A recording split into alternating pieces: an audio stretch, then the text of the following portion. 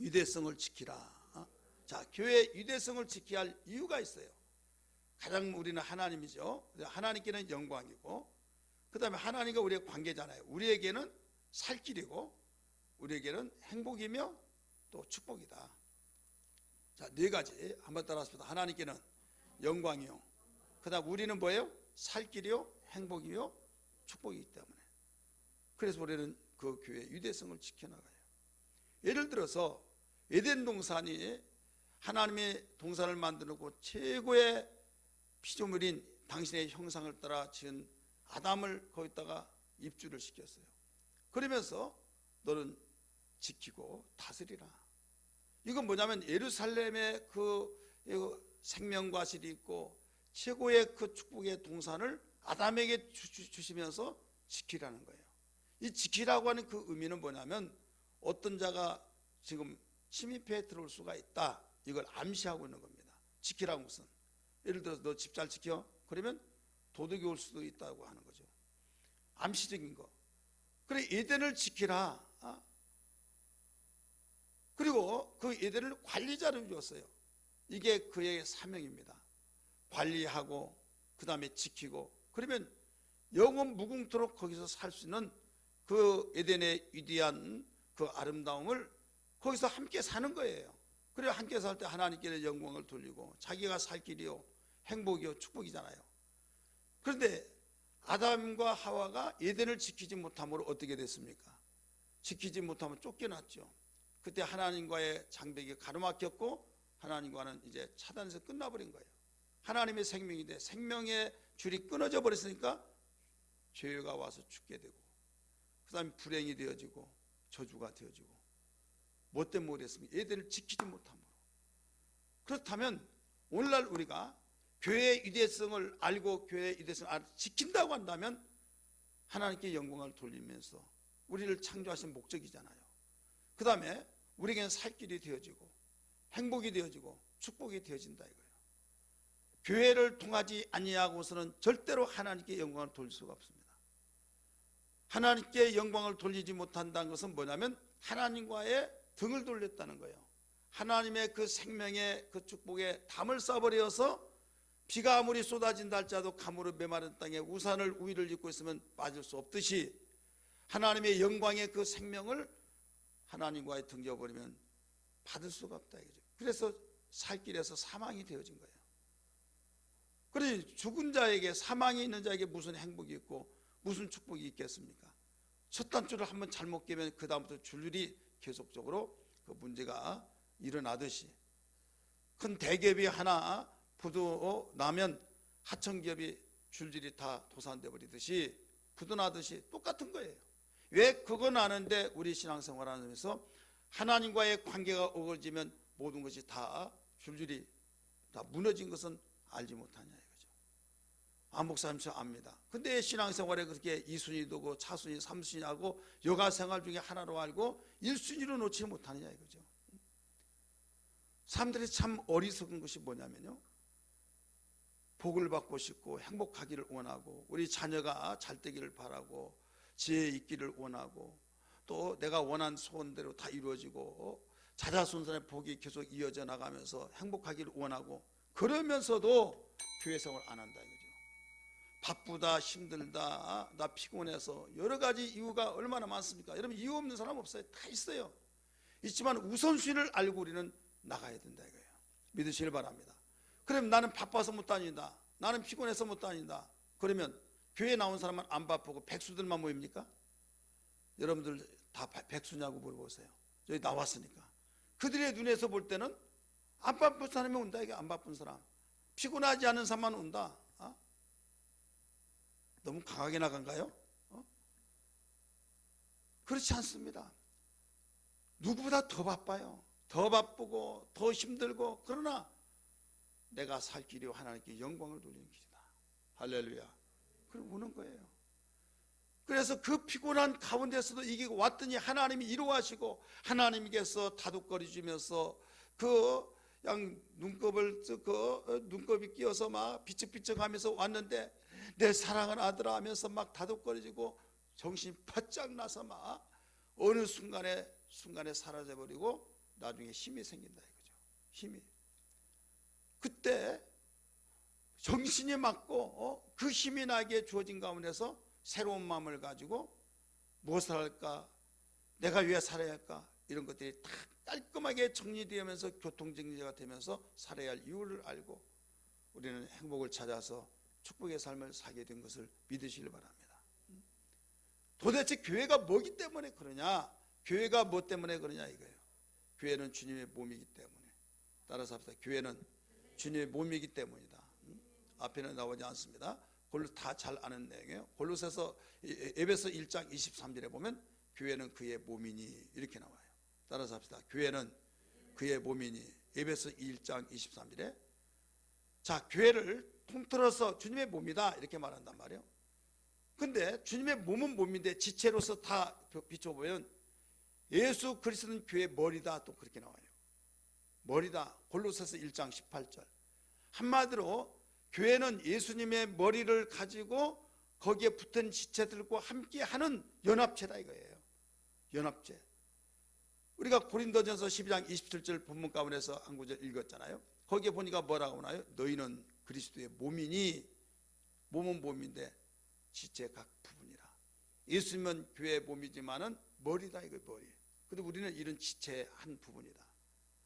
자, 손가락이든지 발가락이든지 장기손가락이든지 코든지 어떤 지체 중에 하나다 이거예요. 근데 지체가 따로따로 놀지 않냐고 다 연합이 되었다는 걸 믿기 바랍니다. 연합이 되어서 한 사람이라고 말해요.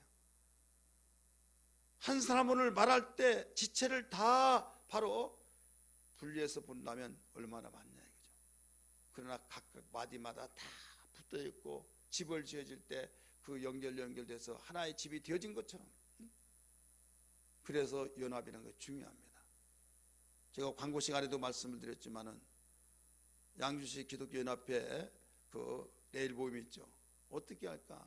상당히 고민을 했어요. 그러다가 그래 우리는 연합이지 하면서 그 연합 가운데 우리 집회를 중단하다시피 할 정도로 그냥 좋은 말로 말하면 거기서 함께 해드리고 집회 연속적으로 보면 못하잖아요. 그러나 우리 연합이 이렇게 중요하다. 지역의 연합, 교회 안에서는 또 교회 우리 성도들끼리 연합, 기관의 연합, 세레모니의 연합이 되지 않으면 죽는 겁니다. 따라서 연합이 되지 않으면 죽는다. 가정도 여러분 남편과 아내가 연합이 되지 않고 자녀와 부모가 연합이 되지 않고 지각기 다 놀고 그러면요 이 가정은 콩가루 가정이에요. 콩가루 가정은 다 몽골어져서 하나인 것 같은데 하면 다 지각기 날아가 버려요. 뭔가 행복한 것, 가정이 행복한 것 같은데 어느 순간에 이게가 되면 다 흩어져 버린다 이거죠. 그래서 IMF가 되어질 때 IMF를 떠나서 어떤 경제적인 위기가 오고 여러 가지 그 계속 겹친데 또 겹쳐서 이런 일이 계속적으로 어려운 일이 닥쳐오면요 참다가 이제 한계를 느꼈다 해서 다 지각기 본색이 드러나 버린다 이거죠. 이게 인간이에요. 그래서 하나님께서는 너 이럴 때일수록 지켜야 된다. 그것을 교회를 통해서 철저하게 훈련시켜 주시면서 여기서 연합을 가르쳐 주신 겁니다. 어떤 가운데서도 우리는 신앙생활에서 정말 교회의 유대성을 지켜야 하는데 에덴 동산을 통해서 우리 한번 비춰봤어요. 자, 솔로몬 성전 한번 보세요. 솔로몬이 성전을 건축하고 하나님께 기도할 때 신명기에 그 뭐라고 했습니까? 열왕기상에 거기에 기도할 때 전쟁이 났을 때 이곳에 와서 기도할 때 하나님 이기게 하시고 농사를 때 깐부기가 있고 기근이 오고 또 한제 일어나서 비가 오지 않고 이런저런 위기가 있을 때 교회 와서 회개하고 또 하나님께 손을 들어 기도하면 하나님 비를 주시고 또 깐부기도 없어지게 하시고 모든 구한 것을 다 들어달라고 그런 기도를 하고 더 나가서 어떤 불행이 어떤 문제마다 그 성전에 찾아와서 기도한 자마다 다 응답하게 해달라고 이런 기도를 여러분 잘 아실 거예요. 그럴 때 하나님께서 그 응답을 해주시면서 뭐라고 해놓느냐, 그 응답의 내용은 내가 들어주리라. 다 들어줬다고 하면서 꿈속에 두 번째 나타났다고 그랬어요. 첫 번째 나타난 그 꿈은 뭐냐면 내가 너에게 무엇을 줄꼬? 라고 말했을 때 나에게 지혜를 주세요. 네가 부를 구하지 않고 지혜를 구하였으니 내가 구하지 않은 것도 함께 주겠다. 이게 첫 번째 꿈에 나타나서 말씀하신 내용이에요. 근데 두 번째 나타났다 이 말은 성전 봉헌 예배 드리면서 기도에 하고 난 뒤에 나타난 것이 뭐냐면 내가 그의 기도를 너의 기도를 들어주겠다. 근데 단서가 하나 붙어요. 항상 계약 쓸 때도요. 인쇄물로 되어진 것과 단서란 거 있잖아요. 단서. 그거 아무것도 아닌 것 같지만요. 거기에 굉장히 거기에 깊은 내용이 들어있는 겁니다. 그냥 인쇄로 써진 것은 보편화되어진 거예요. 단서는 아직 특이사항입니다. 다른 사람들이 다른 관계 없지만은 나하고 당신하고 관계가 있다라고 하면서 단서 종을 넣어서 그 기록하는데 굉장히 거기에 어떻게 보면 그걸 무심코 지나가 버리는데 이렇게 나왔지 않느냐. 이 함정이 될 수도 있는 거예요. 하나님께서 말씀하시기를 내가 하늘도 만들고 내가 모든 만물을 치는데 내가 여기 있을 수는 없다 이거예요. 그래서 하늘을 나의 보좌로 삼고 땅을 나의 발등상으로 삼는데 내가 어디를 있겠느냐 이거예요. 자, 이 우주가 그렇게 넓습니다만은 하늘을 하나님 보좌로 삼고 땅을 발등상으로 삼으면 하나님 우주 그 의자 앉은 데가 어디예요? 하늘이에요. 근데 하늘도 첫째 하늘, 둘째 하늘, 셋째 하늘이 있는데 그 첫째 하늘은 새들이 날아다니는 공중 하늘입니다. 둘째 하늘은 그 이 궁창이에요. 별들 은하계가 있는 궁창. 셋째 하늘은 그 위에입니다. 그 위에 앉아 계신 그 의자판이라고 한다면 이 땅은 발등상이다. 발일이 딱 닿는. 여러분 지금 의자 앉잖아요.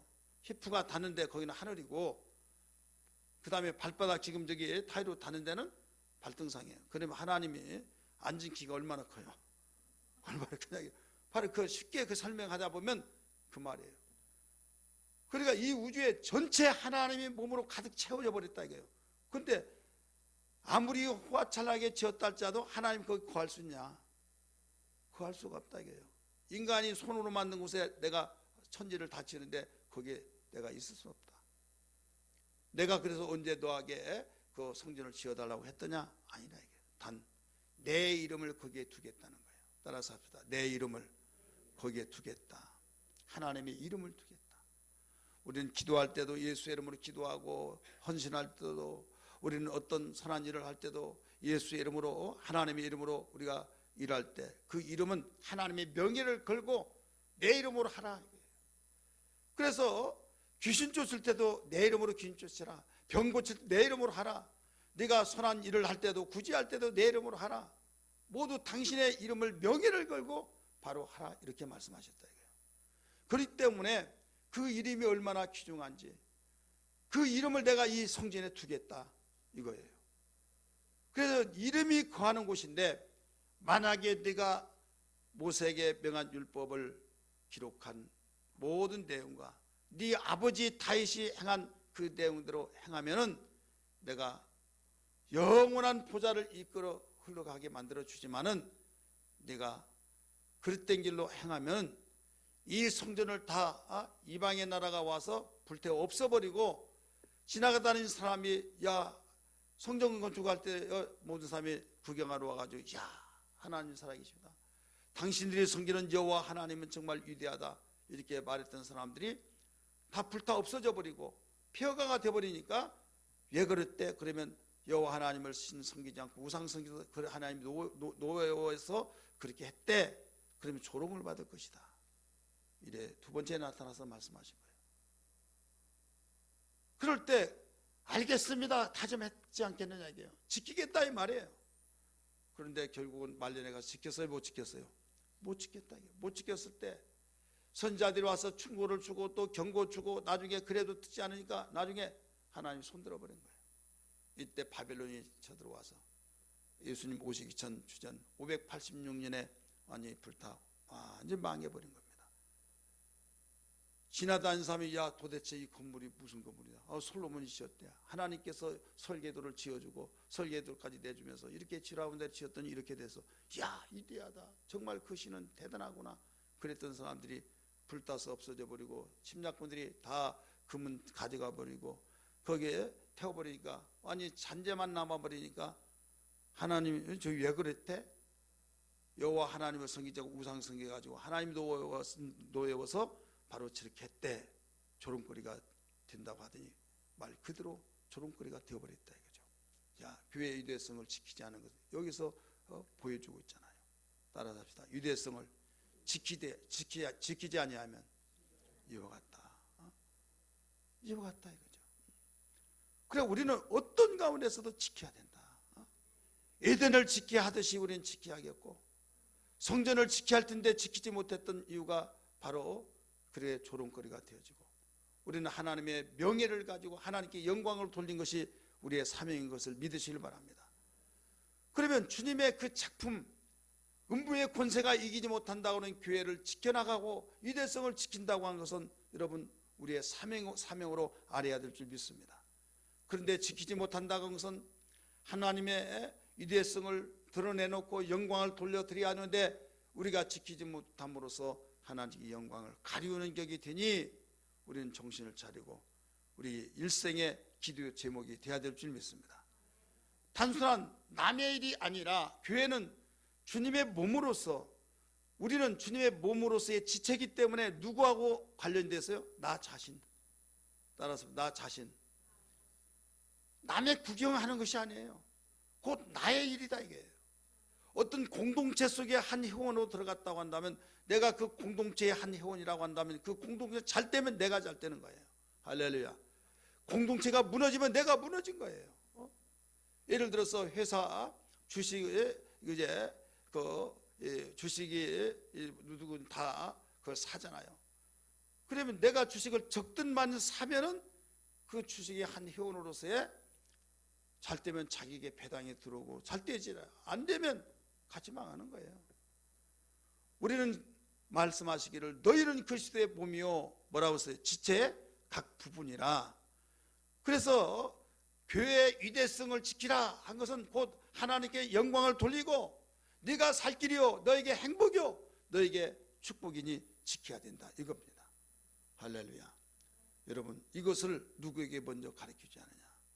나 자신이 확신을 가지고 나의 자녀에게 가르치고 나의 후손에게 가르쳐서 하나님이 우리에게 주신 선물 자녀와 정말로 내 후손들에게는 이 사실을 알고 계속적으로 몇 대까지 성경대로 말한다면 1000대까지 물려줄 수 있는 그런 각오를 가지고 내가 사는 동안에 나에게 사명 가장 큰 사명은 내 아들에게 유언을 남겨야 된다 이게요. 유언.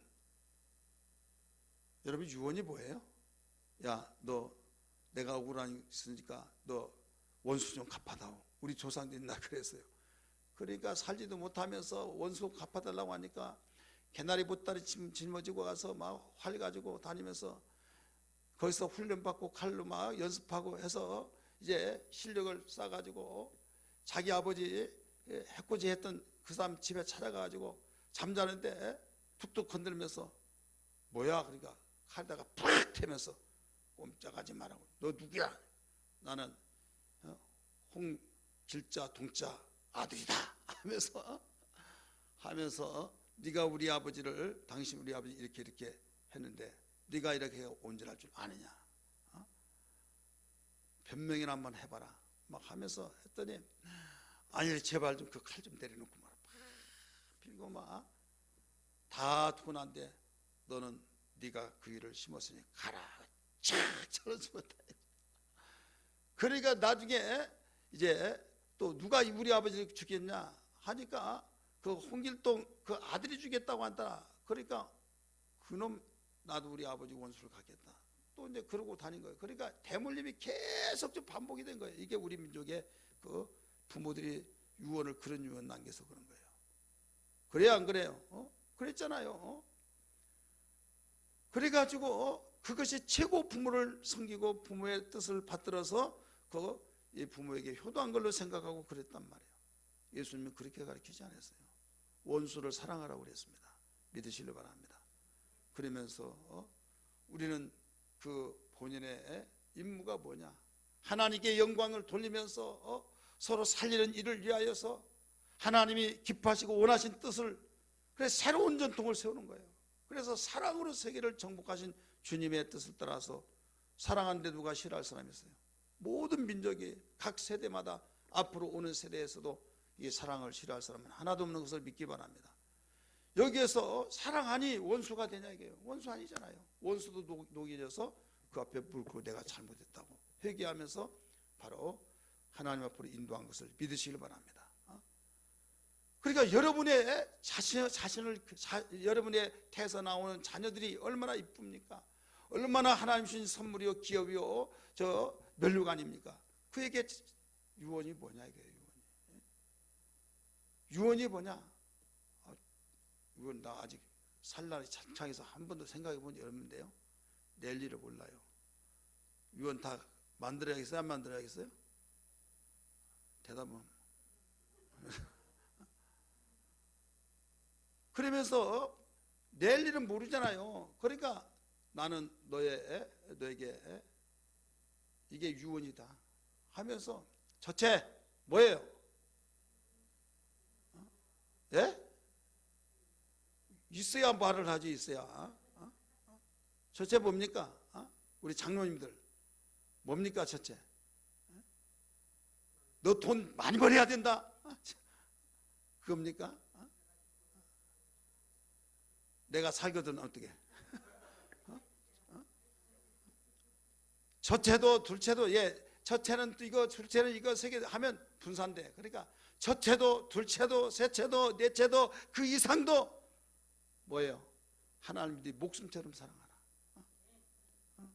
네가 이게 잘 살 길이고 네가 행복한 길이고 네가 어디에서든지 하나님이 도우실 길이다. 이게 복이다 하면서 그렇게 되려면요 내 속에서 확신이 있어야 해요. 나는 그렇지도 않은데 어디 이것만 살아가지고 야 첫째도 둘째도 셋째도 하면서 그러면요 아버지는 안 그런 것 같은데요. 그러면 그 머리에 들어와서 그냥 지나가 버려요. 근데 내 속에 심어진 것을 주면요 가슴에 심어져요. 심어진다 이거죠. 내가 천국에 가서도 이걸 기도할 것이다 하면서 너 돈 벌려고 한 거 좋다. 뭐 때문에 벌려고 하느냐? 돈이 좋을 수 있지만 돈이 독이 될 수 있다. 돈을 잘못 쓰면 이게 독이고 잘 쓰면 하나님께 영광 받으신 것이다. 그래서 선한 일, 그것도 내가 선한 일인데 하나님이 악한 일이 될 수 있으니까 반드시 하나님이 보시기에 선하고 아름다운 일을 위해서 우리가 쓰기 위해서 버려야 된다. 그래야면 하나님이 기뻐하시고 계속 밀어주겠지만은 네가 돈 많을 때 오히려 너에게 독이 되니 너 명심하거라 하면서 어떨 때 이야기해 줘야겠어요? 숨 넘어가 그럴 때 하지 말고요 미리 있을 때 막 좀 다른 말로 말하면 세뇌교육을 시키듯이 그것이 나중에 유언에서 똑같이 말하고 막 그러면 이게 유언이다. 처음에는 아버지 무슨 말을 그렇게 하십니까? 내가 알아서 하겠다고 하더라도 나중에 아버지가 돌아가시고 난데 귀에 쟁쟁거리면서 성령의 역사하시려면요 그 속에 쟁쟁거리면서 나중에 무릎 꿇고 펑펑 울면서 그렇게 부려막심했던 자식이 돌아오기도 하고 이런 일이 있는 거예요. 우리 한국 기독교의 부모들이 이런 유언이 없다 이거예요. 이런 유언이 극소수 그냥 세상에서 출세하고 세상에서 그러면 최고의 바로 여기에다가 어깨에다가 훈장 대단한 영광의 훈장을 걸머진 것 같지만은 얼마 되지 않아서 퇴색돼 가지고 부끄러워져 버리고 여러분 유명한 사람 되지 마세요. 우리 옆에 사람한테 유명한 사람 되지 말자. 아닌데 유명한 사람 돼야 한대. 저는 유명한 사람 되라고 말하고 싶지 않아요. 훌륭한 사람 되세요. 유명한 사람 이름을 떨치는 거예요. 한 가족을 도끼로 찍어 죽였던 고재봉도 유명했어요. 이름 떨쳤으니까. 그런 유명한 사람 되지 말고. 근데 훌륭한 사람은 이 훌륭한 그 역사는 과거도 현재도 미래도 주님 오실 때까지 이름이 퇴색되지 않고 나타난 것은요 이것은 예수 안에서 하나님 섬기면서 그 말씀으로 살아갈 때 이루어진다는 걸 믿기 바랍니다. 그때 이루어진 거예요. 근데 이 모든 것이 어디서 나오느냐? 교회다운 교회에서 나온 거예요. 온전한 교회에서 믿으시길 바랍니다. 그래서 이 교회의 유대성을 지켜나가야 된다 이거죠. 여러분 히스기야 왕 읽었어요? 안 읽었어요? 오늘 아침에? 아직 그 교회 나오지 아니하신 분들은 그 저녁에 읽으실까요? 읽으신 분 있어요? 히스기야 왕이, 여러분 히스기야 왕이 보면요 참 대단하잖아요. 아버지 아하스가 있는데 아버지가 얼마나 악한 아버지인지, 아버지 했던 것을 완전히 다 때려 엎어버렸어요. 그 아버지가 어떻게 악했냐면요, 자기 아들을 우상을 섬기면서 불 가운데 지나가게 한 거예요. 열왕기하 18장의 말씀 보니까. 그러니까 우상을 섬기면서 자기 아들을 불 가운데 지나가니까 우상, 열렬한 우상자, 그러니까 백성이 다 그대로 지나간 거죠.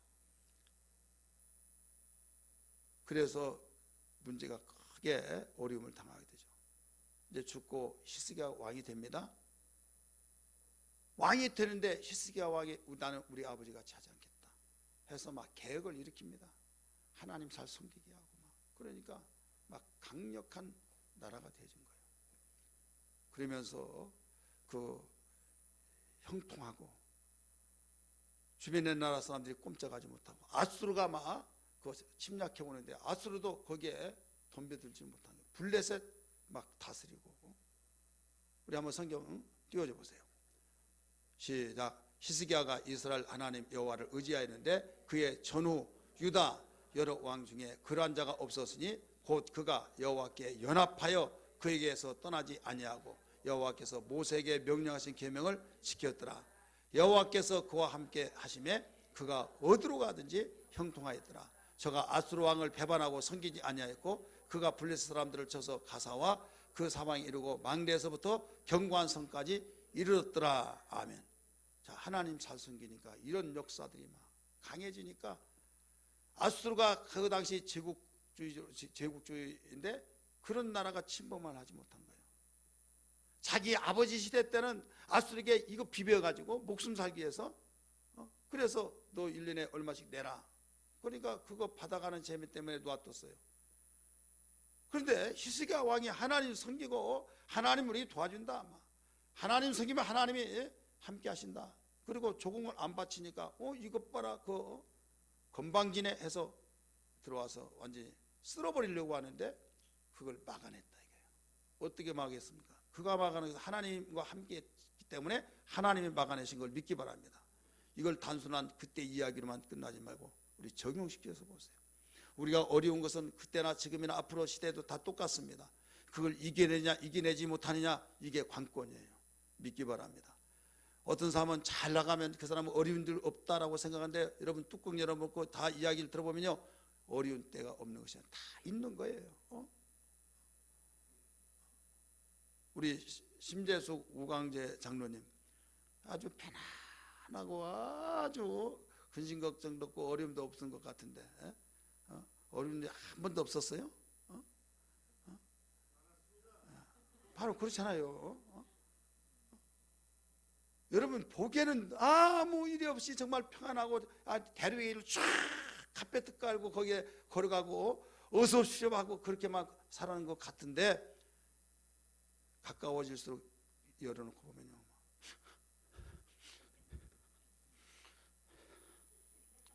오늘따라 수건이 없냐 하면서 운이라고 말이요. 그러면서 나는 아무것도 아니네. 나 혼자만 그렇잖아요. 그러면서요 결과적으로 세상에 그냥 저절로 평탄한 사람 하나도 없더라. 다 과정이 있더라 이게요. 근데 어떻게 이겨내느냐 이게요. 아버지는 이것이 이겨내고 이것이 해결책이라 해서 히스기야 왕 아버지 아스는 이거 비벼댔다니까요. 그러니까 매년 달라고 하는데 한계가 없어요. 이제 금 30달란트, 은 300달란트 막 이런 식으로 달라고 하니까 몇 해는 주었어요.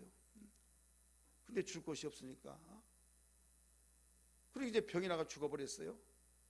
히스기야 왕 물은 못 주겠다요. 줄 것도 없고 나의 하나님 있는데 막 강하게 나간 거예요. 그러니까 배반했다고 해서 막 침략하기 왔는데 막아내고, 블레셋 영원한 원수지간에는 블레셋도 완전히 내쫓아버리고 자기 아버지가 다 뺏겼던 땅을 다시 찾아오고 이런 일을 했다 이게. 자, 잘 지켰어요, 안 지켰어요? 지켰죠. 그런데 끝까지 보면요, 어느 날 순간부터 이제 문제가 생긴 거예요. 바로 남쪽 나라 유다잖아요. 38선 위에 바로 북쪽 나라잖아요. 그 북쪽 나라 이스라엘을 아수르가 와서 완전히 점령을 시켜버린 거예요. 그래서 바로 위협을 느낀 거예요. 위협을 느끼면서 나중에 이제 유다의 큰 성들을 막 다 점령해 오고 우리나라 말하면 서울 도성만 남는 거예요. 그 위기감이 있어가지고 막 무서 벌벌 떨면서 내가 범죄나이다, 나는 당신의 종입니다. 누가 그랬다고요? 누가 그랬어요? 성경을 안 읽으니까 모르는 거예요. 꼭 읽어보세요. 히스기야 왕이 그랬단 말이에요. 히스기야 얼마 전까지만 해도 강하고 담대했던 그 히스기야 왕이 느닷없이 남쪽 그 북쪽의 이스라엘을 침략하더니 이제 자기의 나라를 대전도 제주도도 부산도 막 점령해서 다 침입해 들어오면서 서울 장안만 남았다 이 말이에요. 그러니까 이제 이건 식은죽 먹기니까 막 비벼대면서 내가 범죄했나이다, 난 당신의 종입니다, 무엇이든지 원하는 대로 내가 다 할 테니까 들어주세요. 우리 같이 읽어봅시다. 14절 시작. 유다 왕 히스기야가 나깃으로 사람을 보내어 아수르 왕이 이르되 내가 범죄했나이다, 나를 떠나 돌아가소서, 왕이 내게 지으시는 것을 내가 당하리라 하였더니 아수르 왕이 곧 은 30달란트와 300달란트와 금 30달란트를 정하여 유다 왕 히스기야에게 내게 한지라. 계속 히스기야가 이에 여호와의 성전과 왕궁 곳간에 있는 은을 다 주었고, 또 그때 유다 왕 히스기야가 여호와의 성전 문에 금과 자기의 모든 기둥에 입힌 금을 벗겨 모두 아수르 왕에게 주었더라. 자, 반전이에요, 반전 아니요? 반전이죠. 그렇게 신앙이 좋아서 지켜냈던 그가 어느 날 순간에 끝까지 지키지 못하니까 이제 금 기둥에 있던 그것까지 다 벗겨서 줬다 이거예요. 이렇게 저렇게 해서 1년은 주었어요. 2년째 또 줘야, 매년마다 줘야만 됩니다. 근데 이거 어떻게 샘솟아난 것도 아니잖아요. 그러니까 나중에는 줄 것이 없으니까 뭐라고 하면 네가 나를 배반했냐? 배반했다고 해서 완전히 군대를 들고 침략을 해버린 거예요. 그러면서 한 번 더 기회를 주겠다 하면서 이스라엘 나라 방언으로, 유다 방언으로 막 외치기 시작합니다. 그러니까 제발 좀 조용히 하세요, 아람 방언으로 좀 해주세요. 그러면 우리가 듣겠나이다. 그러니까 더 유다 방언으로 막 큰 목소리를 하면서 너희가 애굽을 의지하기 때문에 나를 배반하냐? 너희가 하나님을 의지한답시고 너희가 배반하냐? 어림없다. 우리 아수르 대왕을 의지하지 않는 자는 다 망한다 하면서 막 그랬다. 그러니까 19장에 보면요, 거기서 줄 것도 없고 의지할 것도 없고, 그러니까 하나님을 의지한 거예요. 삼배옷을 입고, 삼배옷은 금식할 때, 슬플 때, 괴로울 때 입는 거잖아요.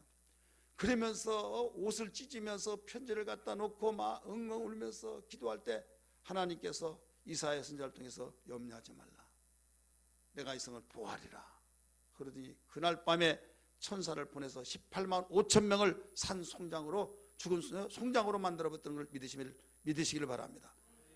그러니까 그 아수르 왕이 막 무서워서 도망가 버리고, 거기에 왜 이 부하들은 다 백성은 죽도록 놔두고 혼자만 살려고 그랬습니까? 아버지는 왕 자기 없습니다.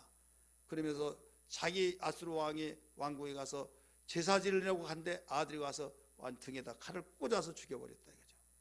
자, 이런 일이 역사적으로 볼 때는 그 아들이 아버지를 그릴 수 있냐 하겠지만은, 천사를 통해서 18만 5천 명을 죽이고 또 아버지를 죽이도록 아들의 마음을 격동시켜서 그렇게 되어진 것은 모두 다 하나님의 작전이라는 걸 믿으시길 바랍니다. 여기서 우리가 알아야 할 것이 뭐냐면 교회의 위대성을 지켜라 이거예요. 유대성을 지키지 아니할 때는 바로 이렇게 되어지고 지킬 때는 이렇게 되어지더라. 우리 적용시켜서 볼 때 우리는 신앙을 정말 교회를 통해서 이루어진 그 신앙을 우리가 지킬 때는 육체적으로 힘든 것 같지만 힘든 것이 아니라 오히려 우리가 다른 방법을 통해서 힘든 것보다 더 수월한 걸 믿기 바랍니다. 믿으시면 아멘 하십니다. 35주년을 통해서 우리는 들려지는 말씀이 어떤 가운데서도 교회의 유대성을 지켜야 하는데, 지키면 하나님께는 영광을 돌리고 우리의 살 길이요 우리에게 행복이요 축복인 것을 다시 한번 믿기 바랍니다. 오른손 불끈 쥐시고 내 평생 교회의 유대성을 지키리라. 시작. 내 평생 교회의 유대성을 지키리라. 내 평생 교회의 유대성을 지키리라. 내 평생 교회의 유대성을 지키리라. 할렐루야. 교회의 유대성을 지켜야만 됩니다. 왜? 하나님께 영광을 돌리고 우리의 살 길이기 때문에, 우리의 행복이요 우리의 축복이 되기 때문에 우리는 정신이 바짝 정말로 차려지면서 정말 제대로 우리는 분별의 눈을 가지고, 우리를 유혹한 것들이 얼마나 많습니까? 보이는 것들, 들려진 것, 하고 싶은 것들이 얼마나 많냐 이게요. 그러다가 보니까 주님을 다 밀어내고 세상 그 좋아하는 것들을 하다 보니까 주님은 멀리 가버렸어요. 멀리 가버리다가 보니까 나중에 주님과의 서먹서먹하면서 이제는 완전히 남남이 되어버리듯이, 남녀가 결혼할 때 검은 머리 팥불이 될 때까지 같이 삽시다, 행복하게 삽시다 했던 사람이 어느 날 순간에 멀어지면서 멀리 가더니 이제는 남남이 되어버리듯이, 여러분, 나는 주님 없이는 살 수가 없습니다. 주님 나를 붙잡아 주시고 주님 내 평생 살겠습니다, 목숨 바쳐 살겠습니다 했던 사람이 어느 날 교회의 유대성을 지키지 못하다 보니까 교회 나가기 싫고 성경 보기도 싫고 교회에서 말한 것들은 부담이 되어지고 억압되어진 것 같고, 나 정말 편하게 생활하고 싶다 하면서 교회를 떠나버린다 이거예요. 떠나버렸을 때 그때부터 뭔가 재미있는 것 같은데, 먹고 마신 것 정말로 너무 좋은 것 같은데 속에서는 공허할 수밖에 없다는 걸 알아야 될 줄 믿기 바랍니다.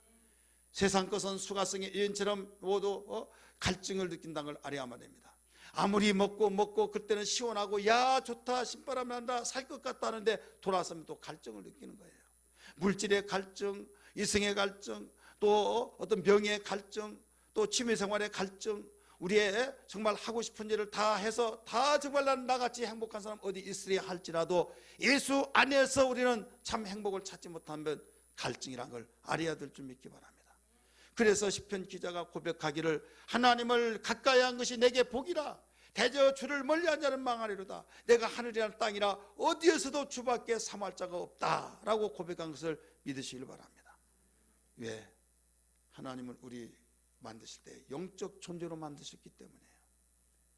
영적 존재로. 똑같은 날 여섯째 날에 짐승도 흙으로 만들고 사람도 흙으로 만들었어요. 짐승은 영혼이 없습니다. 우리 인간은 하나님의 인격적인 영혼이 있다 이거예요. 영혼이 있기 때문에 하나님의 말씀이 들어가지 않고는 만족이 될 수 없어요. 사람이 떡으로만 살 것이 아니라 하나님의 입에서 나오는 모든 말씀으로 살 것이라고 하신 것처럼 교회는 하나님의 말씀을 선포하고 하나님의 영혼의 양식을 먹여주는 것이라는 걸 믿기 바랍니다. 치료될 때, 아플 때 치료해주고, 절망될 때 소망을 일으켜주고, 상처 있는 것을 삼해주고, 그래서 교회는 우리에게 안식이 되어지고 병원이 되어지고 또 우리에게 양식을 공급해주는 공급처가 되어주고, 부모의 그 가슴과 같이 품과 같이 안락한 곳이 되어지고, 그러니까 교회가 없이는 살아갈 수 없는 것이 우리의 영적 생활이다 이게.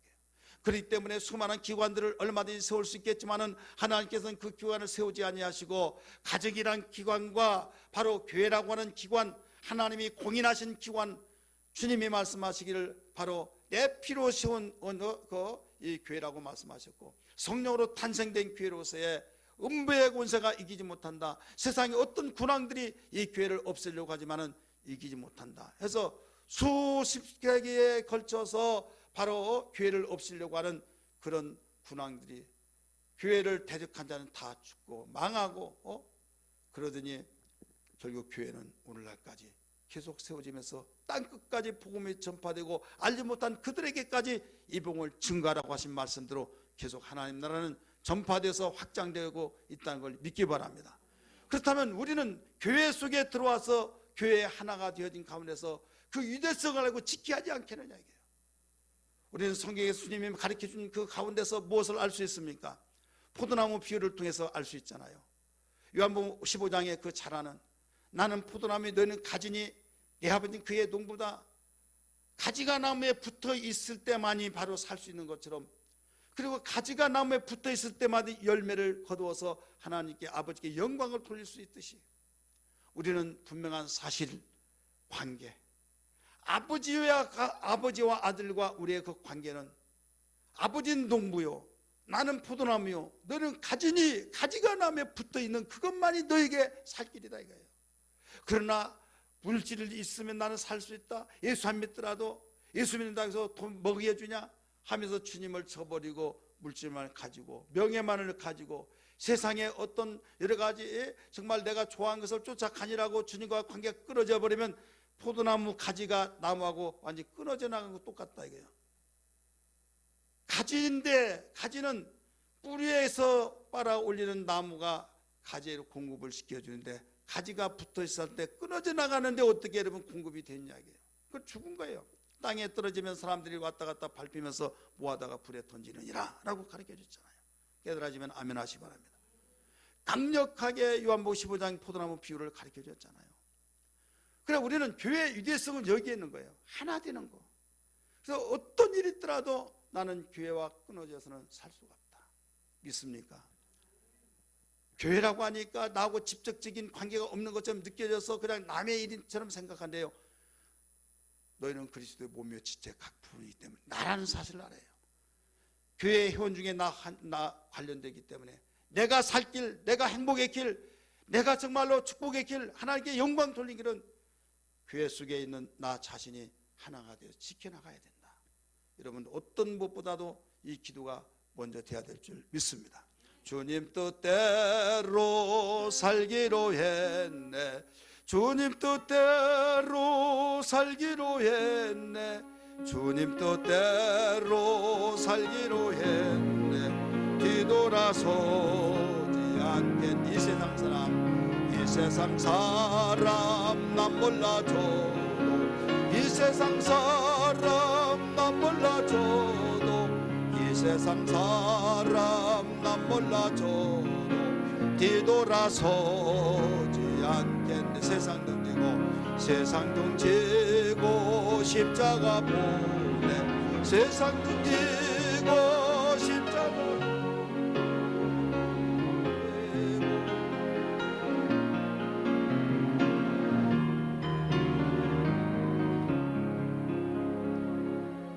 아멘.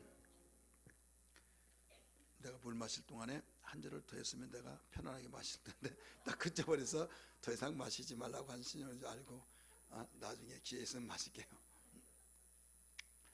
자, 지금 저는 이 35주년을 통해서 교회를 바로 알자는 주제 속에서 교회에 관해서 준비를 하면서 신학자들은 다 알고 신학생들 목회자는 다 아는 것이 뭐냐면 신구약 66권에서 교회론이라고 할 수 있는 내용이 에베소서예요. 에베소서는 교회에 관해서 말하고 있는 겁니다. 교회 시작도 끝도 모두 교회인데 에베소서는 몇 장까지 있어요? 6장까지 있죠. 1장에서 6장까지 있는데 거기에 교회의 유대성의 가장 핵심적인 것은 뭐냐면 모든 신령한 복을 주셨다 이거예요. 교회에게 따라서 모든 신령한 복을 주셨다. 우리 1장 3절 같이 읽을까요? 시작. 찬송하리로다. 하나님 곧 우리 주 예수 그리스도로 아버지께서 그리스도 안에서 하늘에 속한 모든 신령한 복을 우리에게 주시되. 아멘. 모든 신령한 복을 우리에게 주셨다. 그래 예수를 믿으면 우리 예수님 마음속에 구주로 영접했잖아요. 예수님 인격적으로 영접해서 우리 안에 있는 그에게는 예수 안에 있음으로써의 하늘에 속한 모든 신령한 복을 주셨다. 그러니까 예수 믿으면 모두 무슨 복을 가지고 있어요? 신령한 복. 근데 느껴요 못 느껴요? 못 느껴요. 돈만 있으면 느낀대. 우리 자녀가 전교에서 1등하면 느끼겠는데 돈도 없고 자녀는 속썩이고 또 애들은 완전히 선생님 오라 가라 하면서 왜 애를 그렇게 방치해두었습니까? 하면서 왜 그렇습니까? 30명에서 30등입니다. 그러면서 그러니까 열이 나가지고 당신 우리 DNA 검사를 좀 해봅시다. 그리고 도대체 IQ 검사하자고. 누구 닮아서 나 닮으면 이렇게 안 그렇다고 하니까 그래 해보자. 도대체 누구 닮아서 그러나. 그것 때문에 또 나중에 좋은 감성이 나오지 않잖아요. 쌈박질이 또 일어나요. 왜? 느껴지니까 막 그런 것들이 일어난다 이거죠. 그런데 한 가지 중요한 것은 예수 안에서 우리는 관계가 이루어졌잖아요. 하늘에 속한 모든 신령한 복을 주시되, 자, 주셔서 우리 받았어요. 그 교회 한 사람 한 사람, 나는 교회 공동체인 지체인 우리는 무슨 복을 받았다고요? 신령한 복을 받았다 이거죠. 신령한 복을 받았는데 신령한 복을 주시는 이유가 뭐냐 이게. 이유 4절에 한번 보세요. 4절 우리 6절 같이 보면 6절 봐요. 6절 시작. 이는 그가 사랑하시는 자 안에서 우리에게 거저 주시는 바 그의 은혜의 영광을 찬송하게 하려 함이라. 아멘. 찬송하게 하기 위해서 그렇다. 이런 내용들이 계속적으로 나와요. 3번이 나옵니다. 또 12절에서 나오고 그 다음에 14절에서 나오고 똑같은 말들이에요. 그래 분명하게 신령한 복을 주신 것은 바로 하나님께 영광 찬송을 돌리기 위해서 주셨다는 것을 가르쳐 줬어요. 교회의 사명이 뭐라는 걸 알 수 있죠. 우리가 어떻게 살아야 되는 걸 알 수 있죠. 하나님 복의 근원 되신 것을 믿으시면 아멘 하시기 바랍니다. 하나님이 복의 근원 되셔서 당신에게 당신께서 원하신 자에게 복 주실 자에게 복 주시고 화 주실 자에게 화 주시고, 그걸 믿습니까? 그러면 당신께 영광 돌린 자에게 화 주실 이유가 뭐가 있어요? 나한테 잘한데 미워할 이유가 뭐가 있냐 이거예요. 내가 그 때문에 그 아이 때문에 내가 산다. 너무 내가 그 아이 때문에 행복하다. 그런데 그에게 야단칠 이유도 없고 그에게 이놈아 저놈아 하면서 화를 줄 이유가 뭐가 있느냐 이거죠. 우리 그건 알잖아요. 모든 하늘에 속한 신령한 복을 그에게 주셨는데, 주셔서 이유는 너 알아야 된다. 내가 이렇게 복을 주신 이유는 영광을 돌리게 한 것이다. 찬송을 돌리게 한 것이다. 이걸 이루셨어요. 그래서 우리는 교회 모든 회원들은 교회 공동체는 하나님께 영광 돌리고 찬송 돌리고 하나님의 기뻐하시는 하지 않습니까? 이걸 지켜야 된다 이거예요. 믿으시길 바랍니다. 하나님 제일주로 살아가면서 내가 무엇을 먹든지 마시든지 무엇을 하든지 주의 영광을 위해서 하라 하신 말씀처럼 우리는 이게 우리의 삶이란 걸 알아야 될 줄 믿기 바랍니다. 기독교인들이 삶의 의식도 없고 삶의 방향도 없고 삶의 목표도 없고, 그러니까 그냥 바람에 나는 겨가 되는 거예요. 바람에 나. 바람이 이쪽으로 슉 불면 이쪽으로 날아갔다. 이쪽으로 불면 이쪽으로 날아갔다. 자, 바람에 나는 겨는 무엇을 의미하고 있습니까? 쭉정이라는 거예요. 바람에 나는 겨는 쭉정이가 될 때만 날아가지 알곡은 절대 날아가지 않습니다. 옛날에 홀태에다가 벼를 막 훑을 때 거기에 죽정이도 훑어지고 알곡도 훑어지고 검부럭지도 있고, 그거 가지고 대전 이게 정리 아니라고 그 벼 훑어진 것을 위에다 높이 놓고 바람 부는 쪽을 향해서 쫙 날립니다. 그러면 쭉 검부럭지도 날라고 쭉지 날라고 여기에 누렇게 뭔만 쌓여요? 나는 이럴 때 농부의 아들을 태한 것이 얼마나 감사한지 몰라요. 내가 농부의 아들을 낳았으면 이거 이해가 못하잖아요. 그거 쌓인 거예요. 그리고 그렇게 똑같은 종자인 벼 쭉정이는요, 거무럭지 다른 것과 똑같이 모아서 불에 던져버린 거예요. 그렇게 아꼈던 벼 농사에 신경을 썼던 알곡이냐 쭉정이냐. 자, 우리가 교회를 다니고 예수 믿고 교회 생활하고 직분을 얻고 하늘의 신령한 복을 받고, 그런데 복을 받았는데 여기에서 하나님께서 심판날에 짤짤 까불러서 심판하실 때 알곡이냐 쭉정이냐 한번 생각해 보세요. 위대성을 지키면 알곡 될 줄 믿습니다. 위대성을 지키지 못하면 쭉정이 될 수밖에 없는 거예요. 우리 이걸 알아야 된다. 육체는 기회입니다. 육체는 기회이기 때문에 항상 기회가 있는 것이 아니에요. 육체에 있을 동안만이 기회가 되기 때문에 주님, 육체에 있을 동안에 세월을 아끼라, 이건 기회를 사라는 겁니다. 시간이 많이 남지 않았어요. 여러분, 시기적인 면에서도 개인적인 내일을 알지 못하기 때문에 개인적으로도 우리는 임박한 이 시대라는 걸 알아요. 우리 대한민국을 세계에서 가장 위험한 지역이라고 말합니다. 우리는 그거 모르잖아요. 안전하다고 생각하잖아요. 언젠가요, 한 15년 전인가 20년 전인가 그 우리 친구 목사님이 미국에서 그 붕괴를 한대요. 사모님한테 전화가 계속 오는 거예요. 왜 오냐고 했더니 빨리 보따리 싸가지고 들어오라고, 빨리. 지금 전쟁이 일어나는데 왜 그러고 있냐고, 빨리 오라고. 막 여기 평안해. 그러니까 모르는 소리 하지 말라고, 정보는 미국이 더 빠르다고 막 계속. 여기 편안하다니까. 그러니까 아니다고 하고 막 빨리 홍 목사님한테 잘 말하고 빨리 오라고. 자, 세계 여론은요, 한국이 얼마나 위험하다는 걸 알 수 있어요. 우리는 평안하잖아요. 왜 그래요? 뭐 한두 번 듣습니까? 한두 번 소리 듣느냐 이거죠. 다른 사람은 무서워한데 우리는 편안해. 뭐 항상 무서워 벌벌 뜬 것보다 낫겠죠. 그런데 우리가 이것을 이렇게 생각해 보세요. 주님 속히 오신다, 속히 오신다. 때가 얼마 남지 않았다. 이 때가 얼마 남지 않았다. 그런데 뭐 그게 어제 오늘이야. 예수님 당시에서도 뭐 속히 오신다. 지금까지 오시지 않았는데 뭐 내 대는 안 와. 설마 내 대에 오겠어? 그렇게 해서 만성화가 됐어요. 만성. 그럴 때 온다는 보장도 없지만 안 온다는 보장도 없잖아요. 그래요, 안 그래요? 그렇잖아요. 이걸 하나님만 하셔요.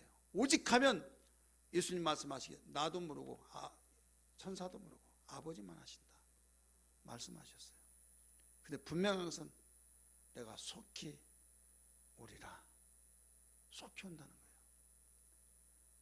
근데 인간의 그 시각으로, 인간의 그 시간으로 보다 보니까 2000년 전에 말씀하신데 지금까지 오지 않았으니까 이렇게 긴 가운데서도 안 왔으니 속히가 아니지 않느냐 말한대요. 하나님 영원한 시간표에 비추었을 때 속히란 단어는 마땅한 단어입니다.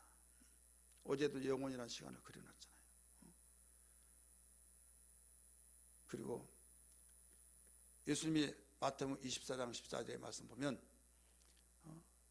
세계 만국에 복음이 전파될 때 그제야 끝이 오리라, 이런 말씀이 되잖아요. 세상 끝에 복음이 전파되면 끝이 그제 온다. 옛날 제가 초등학교 다닐 때는 세계가 131나라였어요. 유엔의 모든 그 통계 속에서. 그래서 131개국 이렇게 말했는데 지금은 몇 개국이에요? 잘 모르죠. 막 200 몇 개국이 됐어요. 땅덩이 똑같은데 왜 그럴까요? 독립되고 막 이렇게 되어서 많아졌어요. 근데 선교학자들이 무디가 그 미국을 막 복음화시키고 그 하나님이 그 무디를 사용하셔서 그 사회적으로 암흑시대가 되어버렸을 때 하나님이 그때마다 이 종들을 사용하신데 무디를 사용해서 구두수성공을 사용해서 성령의 바람을 통해서 전 미국을 깨워줬다. 그때 세계를 향해서 선교사들이 수없이 갔어요. 뭐에 대해서 이야기하는 거면 땅끝까지 내 증인이 되라. 그래서 땅끝까지 내 증인이 되라고. 그러면 주님 속히 오신다.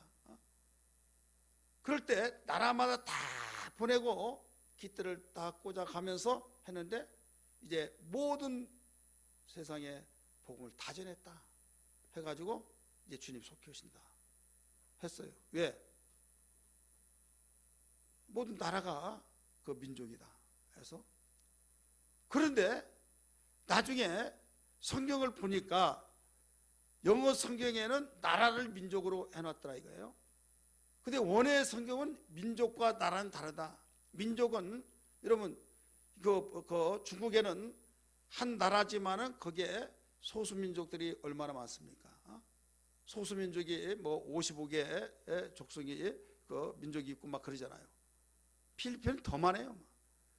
그러니까 그렇게 계산을 다시 해봤더니 몇 민족이냐면 28,500개 종교가 그렇게 되더라고요. 28,000.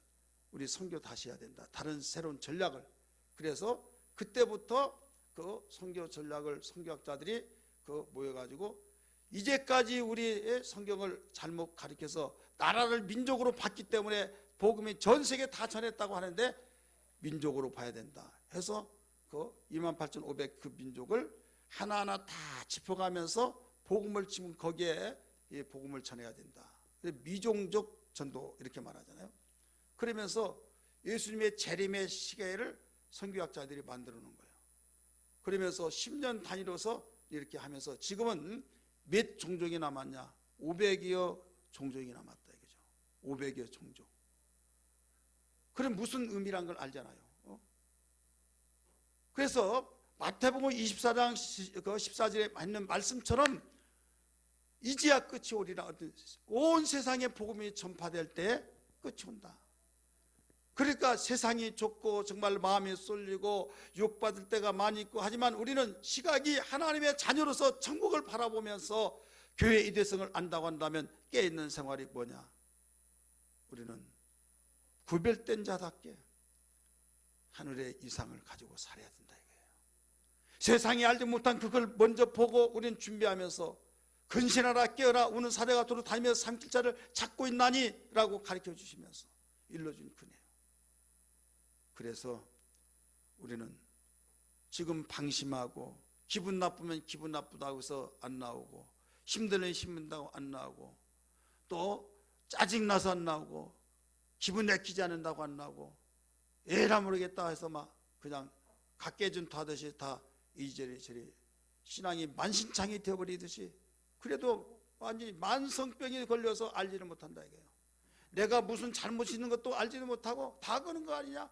나를 전도했던 뭐 집사님, 장로님, 권사님도 그런데 뭐 왜 거기에 비교를 합니까? 우리의 신앙의 모델, 신앙의 우리의 대상은 예수란 걸 믿기 바랍니다. 여러분 복받을 사람은요 기준을 잘 선정합니다. 복되지 못한 사람은 기준 자체가 잘못 선정이 되는 거예요. 기준을 잘 설정한 사람은 제대로 설정한데 믿음의 주요 온전케 하신 예수를 바라보자. 할렐루야. 히브리서 12장 2절 말씀처럼 예수님은 실망하지 않았어요. 나를 전도하는 사람은 실망하고 세상으로 가버렸다 할지라도 예수님은 아버지를 실망시키지 않았어요. 심지어는 교회 다녀 필요 없다, 목사님도 이렇더라 저렇더라 장로님도 이렇더라 하면서 믿을 놈 하나도 없더라 막 하면서 나 그래서 안 다닌다고. 왜 목사한테 여러분 기준을 설정합니까? 우리 주님한테 설정하자니까요. 주님한테 설정하고 그래서 우리는 정말로 사람은 실망을 시켜주고 나를 시리에 빠지게 만들 수 있지만 주님은 그렇지 않다. 목사님을 존경하고 목사님이 정말로 우리의 믿음을 멘토로서 이끌어 갔지만 역시 목사님도 사람이구나. 실망이 되었을 때는 주님 하면 주님을 바라봐야 된다 이거예요. 믿으시길 바랍니다. 그래서 시대가 말세에 불법이 성함으로 사랑이 식어지니라 말씀했잖아요. 따라서 합시다. 불법이 성함으로 사랑이 식어지더라.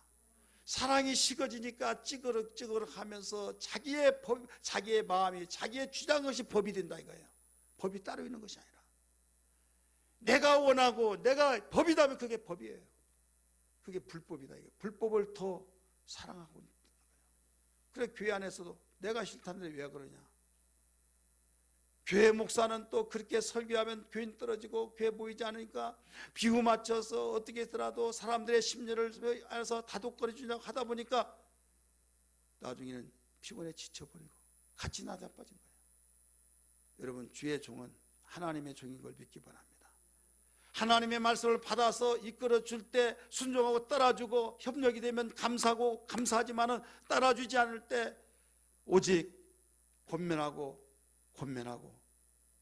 돌아오지 않으면 그를 끌다 떨어져 나갈 때는 내가 그렇다고 에라 모르겠다 하면서 나도 자존심 있다 해서 나 때려치워버린다 이런 식으로 나가면 되겠냐 이거죠. 그래서 위로운 거예요. 예수님도 그랬어요. 가버나움 회당에서 요한복음 6장에 설교 가르칠 때 하나님 말씀을 가르칠 때 툭툭 다 떨어져 나갑니다. 나는 하늘로서 내온 산떡이다. 광야에서 조상들이 만나를 먹어서 죽었더라도 인자의 살을 먹고 인자의 피를 마신 자는 영원히 죽지 않는다. 나는 아버지께로 보낸 산떡으로서 생명의 떡, 참된 양식이요 참된 음료라. 내가 아버지로 인하여 사는 것처럼 나를 믿는 자는 나로 인하여 살리라. 할렐루야. 믿으시길 바랍니다. 그렇게 설교했더니요 수근수근 하는 거예요. 설교할 때 눈이 막 반짝반짝 핀다고 귀가 쫑긋하면서 가슴을 움켜쥐면서 쥐어 짜듯이 회개의 역사가 나타나고 막 눈물을 흘리면서 정말 진지한 그 분위기 속에서 하면 설교한 자도 얼마나 감격스럽고 하나님께 영광 좋겠습니까? 그런데 설교하는데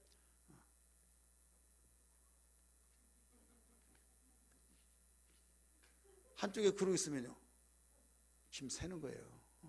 그리고 어디에서 나왔나 했더니 예수님 설교 가르칠 때 그때부터 나왔더라고요. 그들이 수군 시간 없어서 성경 다 못 읽습니다. 요한복음 6장에 상당히 길어요.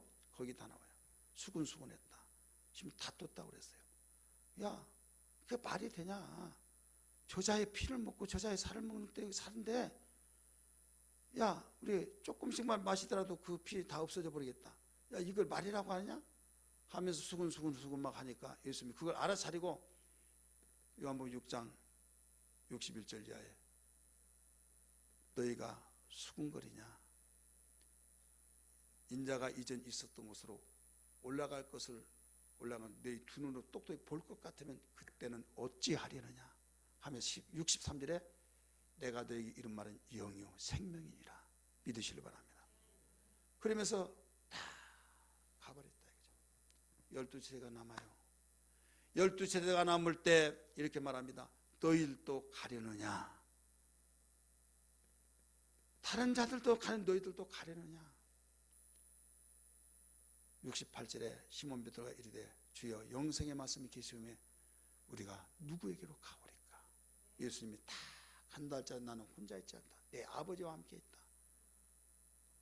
당신을 믿고 따르고 이적과 기사 표적을 행했을 따르고 임금으로 삼으려고 했던 자들이 실제 하나님 말씀을 오리지널 하나님 말씀을 전해줬더니 어렵다고 다 떨어져 나가버렸다 이거예요.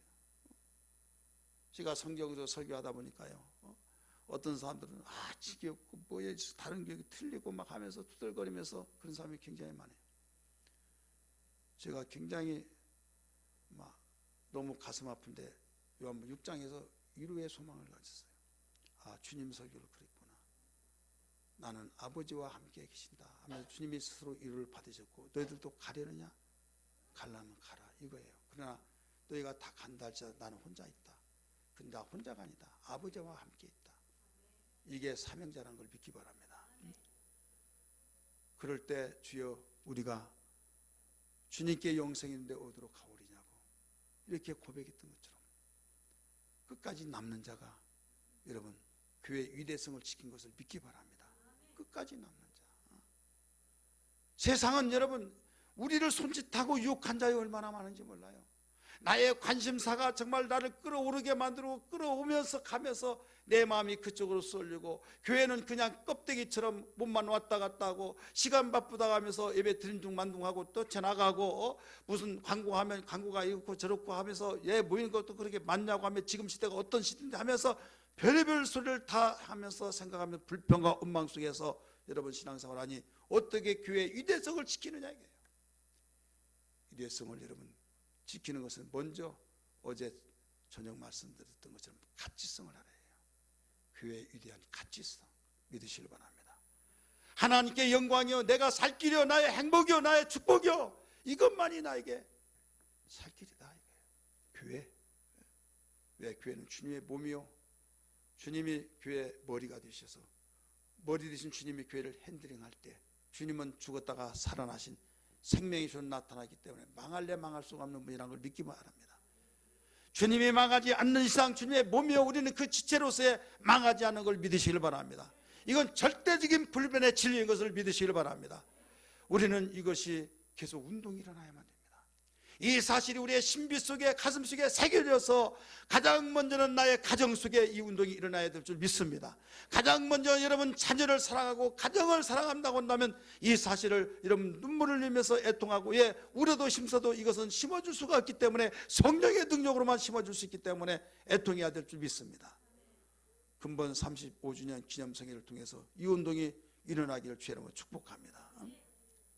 시간이 다 가서 제가 우리 원고를 PPT 하라고 전수님 주셨는데 이제 시작 들어가지도 않았어요.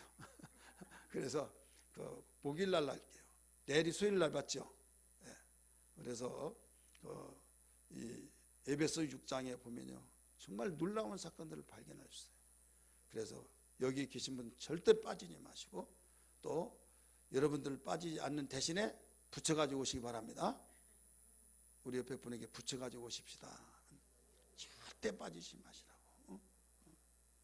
교회의 유대성을 알고 지키는 자는 하나님께 영광 돌리고 지키는 자는 내가 살고 행복하고 축복이다. 오늘 이 말씀 붙들고 우리 기도하는 귀한 시간 되기를 주의 이름으로 축복합니다. 우리